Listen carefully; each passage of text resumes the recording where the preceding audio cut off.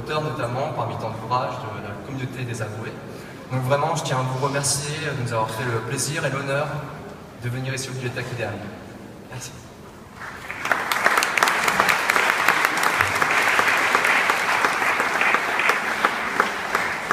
Alors nous sommes, comme dirait la formule consacrée, réunis ici autour d'un ouvrage. Je tiens aussi, nota bene, donc Michael Fosser n'est pas là, et donc il s'en excuse, il a eu un empêchement avec les trains.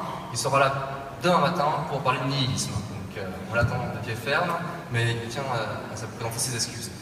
Donc nous allons évoquer en l'occurrence principalement l'ouvrage de la collection chez Plon et Qualité de Fonds Sculpture, Question de caractère, le thème de la jouissance.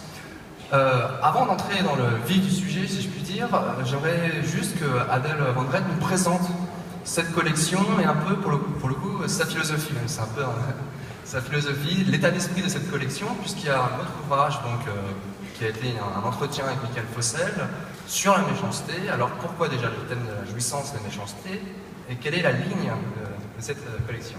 Merci Nicolas et bonsoir à tous. Merci d'être aussi nombreux, d'année en année, on vous retrouve tout aussi nombreux, c'est assez jouissif sans mauvais jeu de mots. C'est rassurant. Oui, donc deux mots peut-être sur la collection avant qu'on rentre dans la jouissance elle-même. L'idée était de faire une collection écrite, collection de livres, non pas à partir des émissions des Nouveaux Chemins de la Connaissance, mais en amont.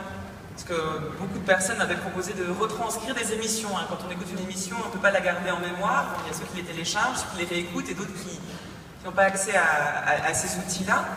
Donc beaucoup de personnes publient en fait l'émission, la retranscrivent et la sortent en livre. Je ne trouve pas l'idée très intéressante parce qu'une émission de radio n'est pas faite pour être lue. Et ce qui est si jouissif, encore une fois, dans la radio, c'est le moment donné. C'est une question de direct, de rythme qui se passe au moment où ça arrive. Et je voyais une transcription d'émission comme étant comme un produit refroidi qu'on aurait servi ensuite.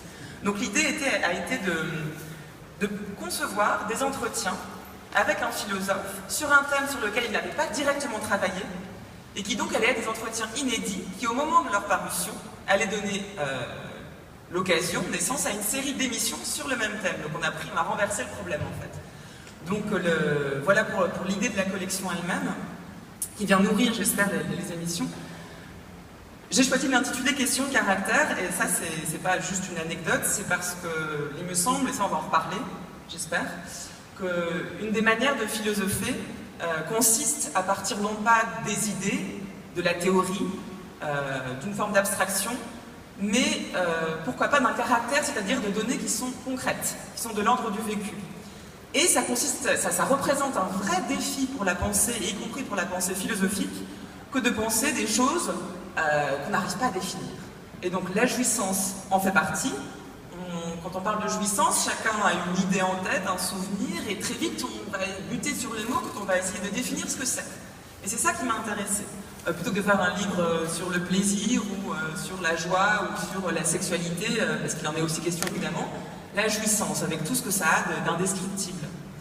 Et j'ai pensé à Jean-Luc Nancy, parce que j'avais, là c'est pour l'anecdote, je ne sais même pas si vous le savez, parce que quand j'étais étudiante ici à Strasbourg, il y a quelques années, il y a un petit moment maintenant, j'avais assisté à une conférence sur Kant, de Jean-Luc Nancy, qui parlait du sublime kantien, et qui a parlé de jouissance pendant 1 heure. Et moi je ne voyais pas du tout le lien à l'époque, et je me suis dit que c'était une manière de parler de la philosophie qui là changeait complètement d'angle, et pour la petite hypocagneuse que j'étais, il y avait quelque chose d'assez rafraîchissant à adopter cette perspective-là. Et donc pour le premier volume de la collection, je l'ai proposé à Jean-Luc, qui a tout de suite dit oui sur la jouissance, si j'ose dire. Alors, quelques préliminaires, parce qu'on parle de jouissance. En l'occurrence, déjà, je voulais louer la qualité de cet ouvrage, et donc ma tâche va être difficile, puisque c'est un chemin que vous parcourez à deux sur la question de la jouissance, et c'est ce que je disais auparavant. Donc il y a un raisonnement qui se construit, des espaces qui sont explorés au fil de la conversation. Donc ma tâche va être un peu parfois caricaturale, puisque je vais aborder des angles transversaux, je vais aborder la question parfois de manière un peu brutale. Et aussi, donc Adèle Van Dret, pour une fois, aura le rôle pas seulement de questionneuse, toujours pertinente et philosophique, mais je vais aussi donc l'interroger sur la construction même de ce livre. Mais Bibliothèque Idéale, c'est aussi une belle occasion, et vraiment, nous sommes privilégiés, puisque c'est aussi l'occasion où le philosophe et dans la cité, et entre guillemets, j'ai envie de dire, rendez compte où nous avance sa tâche. Et la question que je voulais poser à Jean-Luc Nancy, c'était comment la notion de jouissance était intervenue dans son travail. Quand est-ce qu'il s'y est retrouvé confronté ou face, tout au moins, à la question de la jouissance dans sa pensée?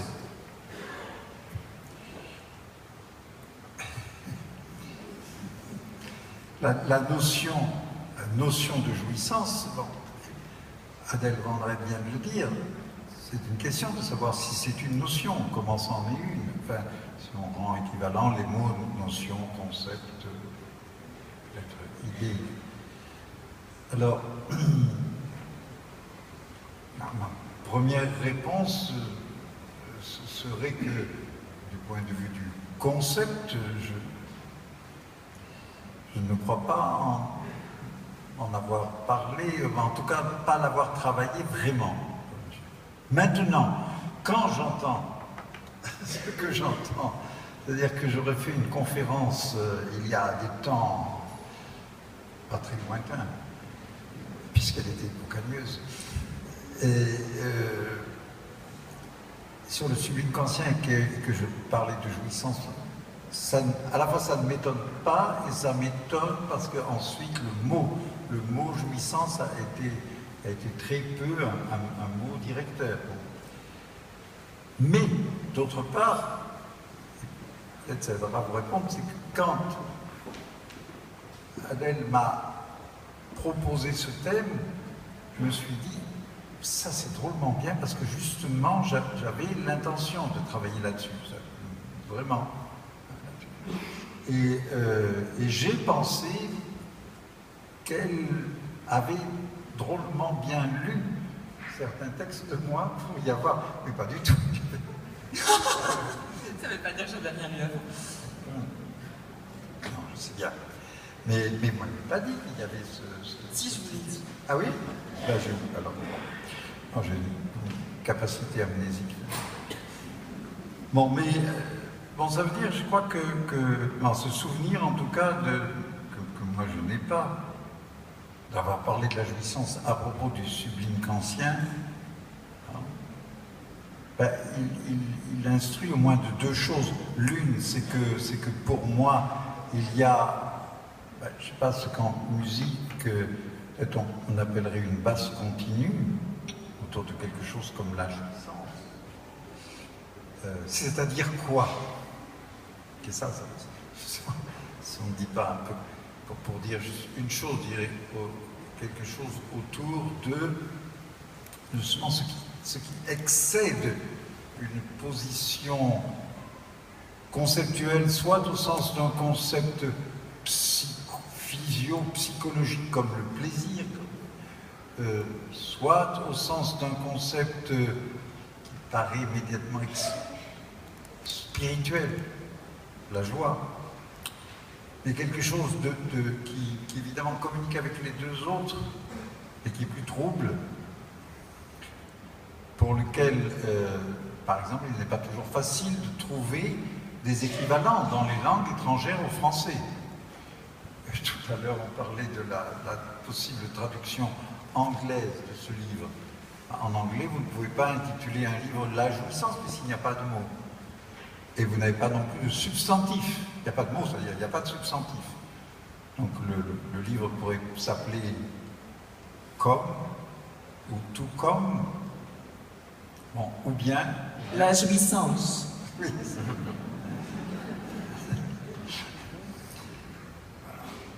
Donc, et alors, de quoi il s'agit? De quoi il a pu s'agir pour moi dans cette sorte de base continue? Bien,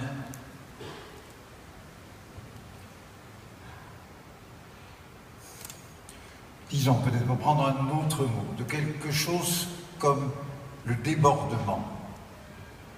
Je ne dis pas l'excès, parce que l'excès est aussi très vite dans une catégorie. Et puis l'excès peut-être fait tout de suite penser à l'hubris grec, au dépassement des limites assignées aux mortels. Mais le débordement, c'est-à-dire là aussi un mot que, enfin si on ne veut pas se lancer dans un long discours, qu'on est un peu obligé de laisser à lui-même, de laisser fonctionner par lui-même. Et ce débordement, ou le débordement, c'est pas du tout quelque chose de, en fait, d'inédit en philosophie, même si ça n'est pas dans l'ordre du concept. Dans le banquet et dans le Phèdre de Platon, ça déborde.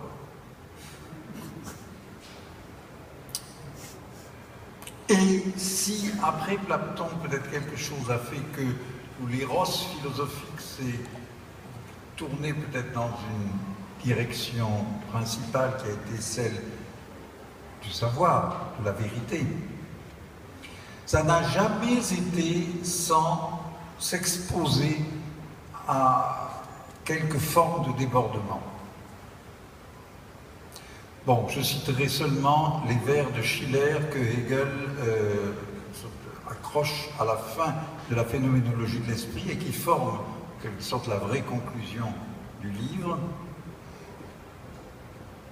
Du calice de ces esprits écume jusqu'à lui c'est l'esprit absolu, écume jusqu'à lui sa propre infinité. Débordement, écume. Mais si on avait le temps, on pourrait vous en montrer vraiment chez chaque philosophe. Voilà, si vous voulez, on pourrait dire, chaque philosophie a un point de débordement.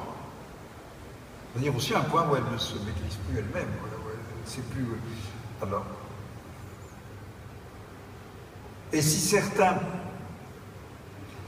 esprits malveillants pensent et Kant, qu'est-ce que tu vas nous dire de Kant? Deux choses remplissent mon cœur d'une admiration toujours renouvelée, le ciel étoilé au-dessus de ma tête et la loi morale dans mon cœur. Redites ça un peu avec le ton de 1775, après, vous verrez que ça jouit plus que ça n'a l'air, ça déborde. C'est pas une phrase sage, l'étoilé de la loi morale, non. Non, il y a... Bon. Alors en partant de cette notion, de cette idée, de ce mouvement de débordement dans l'ouvrage, on sent que tout de suite vous faites jouer des enjeux de débordement. Et il y a différentes instances qui vont justement entrer dans ce mouvement de débordement. Donc il y en a plusieurs qui s'incorporent dans plusieurs domaines, mais on peut penser déjà à la question de l'altérité.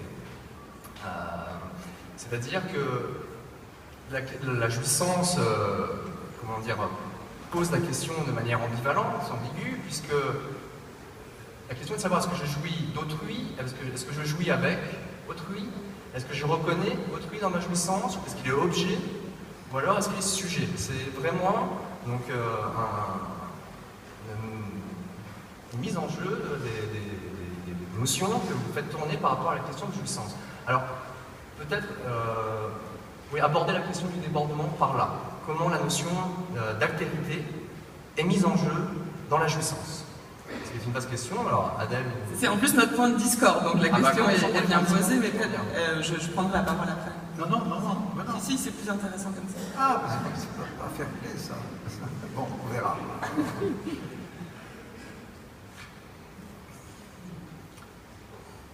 Oui, alors moi je dirais peut-être que, avant de parler de l'altérité, il faut en parler, mais peut-être qu'il faut parler d'altération. C'est-à-dire que la jouissance, ça veut dire d'abord une altération. Une altération de, oui, ça c'est du sujet qui jouit. Pour faire ça, d'abord, juste une petite parenthèse supplémentaire qui est, c'est que il faut qu'il soit bien clair que nous avons choisi